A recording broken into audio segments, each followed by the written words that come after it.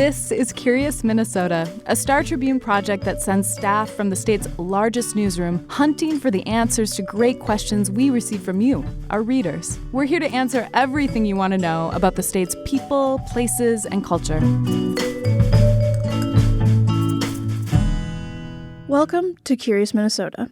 I'm your host, Ash Miller. Today, we're going to be talking about a Minnesota landmark. A Minnesota landmark that is big, it is green, and it's jolly. The question comes from Jason Towley, who wrote to Curious Minnesota to ask about the Jolly Green Giant billboard that welcomes visitors to the river valley near Le Sueur. After decades of passing it, Towley wanted to know the origins behind the iconic billboard and just who was running it now, years after Jolly Green had left town. Helping answer those questions on the show today is Star Tribune reporter Brooks Johnson, who recently wrote the story for our Curious Minnesota column. From the valley of the Jolly, ho, ho, ho, Green Giant. Brooks, thanks for joining the show. Let's start off with kind of describing the billboard for those who may not have seen it. Like, what is it? Where is it? What's the vibe, I guess? I'll paint a picture for you. You're driving south on Highway 169, south of the metro, and just north of Le Sueur, the town where the Green Giant brand was born, a billboard rises on a hillside. You look and you see the Jolly Green Giant towering above, about twice as tall as a normal billboard is, with words that say, "Welcome to the Valley," and of course his little sidekick, Sprout, right by the modern Green Giant logo. That's a new rendition, as of the past few years, of a sign that has stood nearly 50 years in that spot. Okay.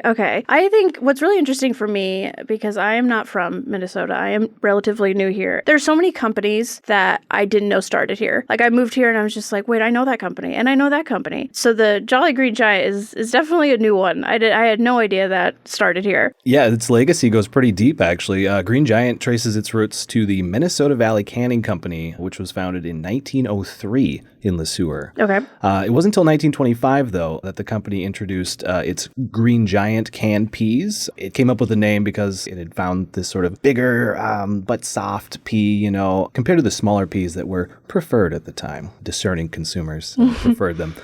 Since they couldn't actually trademark Green Giants, they came up with a mascot that they could trademark to protect their brand. And so that was the Green Giant. So he was born in 1925. Wow, he looks great. Yeah. At first, he was a little surly looking and wasn't green, actually. He was kind of hunched over, holding some vegetables. It wasn't until 1936 that a legendary ad man, Leo Burnett, sort of redrew the mascot to create the Jolly Green Giant we know today. The toga foliage, that big smile.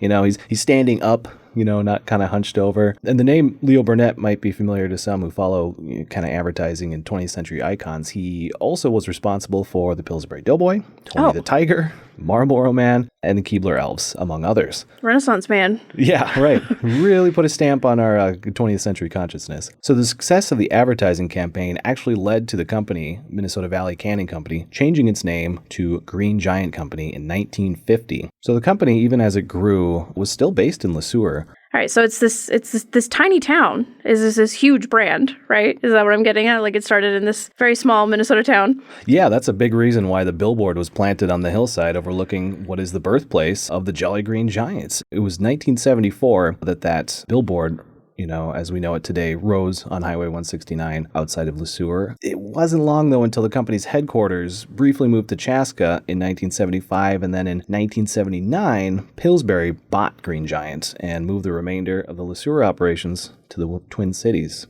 There was still a cannery in Le Sueur until 1994, when some more business dealings essentially outsourced Green Giant canning operations and resulted in the closure of the Le Sueur plant. So really today, the billboard is the strongest connection the community has, other than, of course, cadres of retirees and those families familiar with the brand. Mm-hmm. But the billboard had fallen in disarray, actually, in recent years. And it's old. Yeah. It's old. It was starting to look a bit like an eyesore. It had been upgraded as recently as, I believe, the beginning of the century. We're far enough in the 21st century, we can say the beginning, turn of the century, right?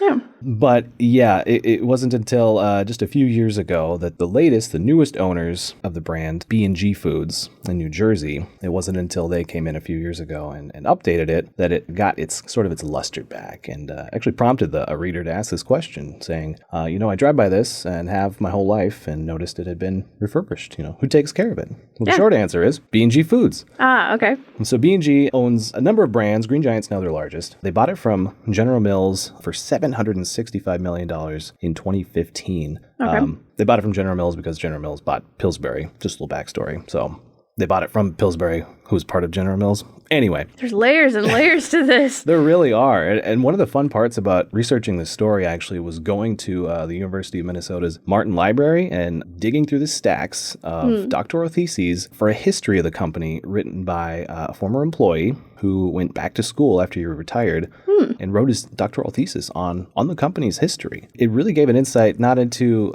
so much the external world around Green Giant so much as the internal dealings and why they made certain decisions. So that's a whole different story. I'd like to write something. Sort of the history of how a brand can grow as well as it does. So is the billboard kind of like the last thing that the locals have to kind of remember that history? Yeah, I mean, that's the largest, most significant landmark that still remains to Jolly Green Giant's long-running presence in the community. There's a historical marker in the town near the old cannery, which was torn down a few years ago. That actually contained a small museum with Jolly Green Giant paraphernalia, mill artifacts, and other things, but those are all sitting in storage now, I'm told, and locals are trying to raise some money to build some sort of museum-like attraction for folks to come visit and to put those on display. So they feel connected to this guy. This is their guy. This is their guy. Oh, absolutely. There's so much community pride about this that I tapped into or tried to tap into a little bit with this, and B&G Foods recognized that, and good for them for pouring the money into fixing up that billboard. The spokeswoman said, it's very important to highlight the roots of Green Giant, all the wonderful people in the area of that country who helped grow the brand to what it is today. And I should add, while Green Giant doesn't actually can its own, for the most part, vegetables anymore in Minnesota, there are still farmers who supply the Seneca Foods plants who do can for Green Giant here in Minnesota. It's sort of an interesting, again, this sort of web of co-packers and entanglements, but there is certainly still a strong Green Giant presence in the Minnesota Valley, the Valley of the Green Giant, and beyond. So where does Blue Earth come into this? Yes, Blue Earth is the home to the 55-foot tall Jolly Green Giant statue. It is very green, it is very tall. If you've ever been to the small city outside of Mankato, down Highway 169, locals there like to claim some Jolly Green Giant heritage as well. There is still a plant in town that cans for Green Giant. It's a Seneca Foods plant. Co-packs for them. In 1979, a local radio host in Blue Earth wanted something to draw in folks off the interstate. The interstate was about to be completed, I-90, but it was going to be just a little bit north of town. So he thought some way to get folks in would be to, all right, let's put up this 50-foot tall fictional company spokesperson. That'll similar draw people. Similar to the Statue of Liberty. Oh, yeah, welcoming. Exactly. Okay, great. Bring your huddled masses, your cans of peas, et cetera, et cetera. Perfect. So that's kind of given Blue Earth this claim to the Giant a bit, just because of the fact that people go there to see him. In recent years, in 2017, the state legislature approved $300,000 for a Giant museum in Blue Earth, and local fundraising covered the rest. The Blue Earth Area Chamber of Commerce now oversees that museum, and the Chamber of Commerce actually features the Jolly Green Giant in its logo. So there's a bit of a battle between Le Sueur, the hometown, the birthplace of Green Giant, and Blue Earth. They both have Giant Days celebrations. But, it's okay to share a Minnesota treasure. We see Paul Bunyan statues all over the state. So yeah, there's enough of him. There's enough of him to go around. Yeah. A lot of this, comes down to heritage. Minnesota's been the birthplace of a number of brands that are known worldwide. I mean, Jolly Green Giant among them. Of course, there's Pillsbury. There's so many General Mills products. Spam, Hormel. Spam, okay. Like I just said, every day I learn about a new. I was like, okay, I didn't know Minnesota was at the center. I'm a bad Minnesotan because I didn't know so many things started here. It's the center of the universe. The center of the food universe. I like to think so, yeah. And so that's, as I've been writing about food, it's been my new beat for the past 4 months months or so. It's been a learning experience for me too, and I'm excited to see what new brands might come out that in 100 years we're still talking about. And you're starting it. You're writing the history of it, and then you go back to school and write a thesis about it, and it'll be great.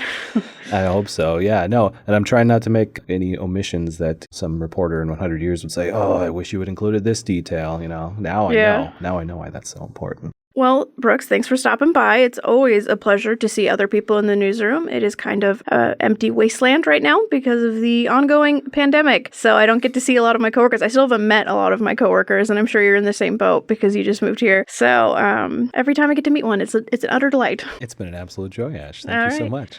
Ho, ho, ho, Green Giant. One last thing. Do you know of an organization that would like to help support the Curious Minnesota podcast? The Star Tribune is currently looking for sponsors of the show. Please send inquiries to advertising@startribune.com.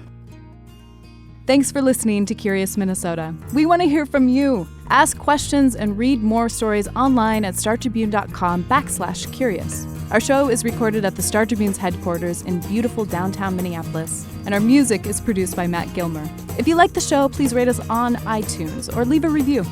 And until next time, stay curious.